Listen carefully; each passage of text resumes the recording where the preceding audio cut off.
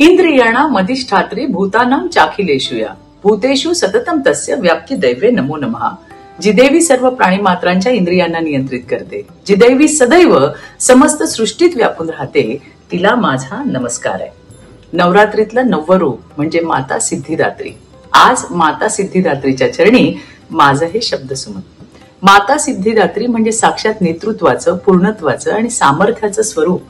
खुद्द भगवान शंकरांनी तिची साधना केली होती आणि तिच्याकडून सिद्धी प्राप्त केल्या.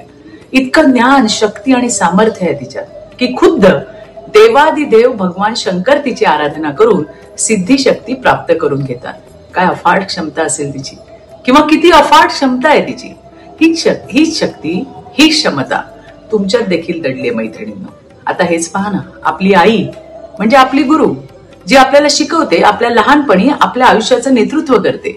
मला सिद्धिदात्री माता अगदी तशीच वाटते. आजचा रंग सुद्धा आहे गुलाबी. माता सिद्धिदात्रीचा रंग हा रंग प्रेम, करुणा आणि दयाळूपणाचा आहे. कारण केवळ नेतृत्व मिळालं म्हणजे सर्वांवर वर्चस्व गाजवणं शक्य होतं, पण जेव्हा त्या नेतृत्वाला करुणेची जोड मिळते तेव्हाच ते खऱ्या अर्थाने परिपूर्ण होतं.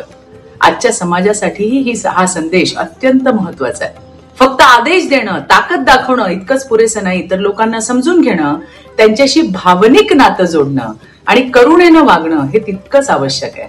नेतृत्वामध्ये सामर्थ्य, पूर्णत्व आणि करुणा या तिघांचा जर संगम झाला तर तेच नेतृत्व सर्वश्रेष्ठ ठरतं आणि त्या नेतृत्वातूनच समाजाला खरी दिशा मिळते. मैत्रिणींनो, नवरात्रीच्या मनपूर्वक शुभेच्छा.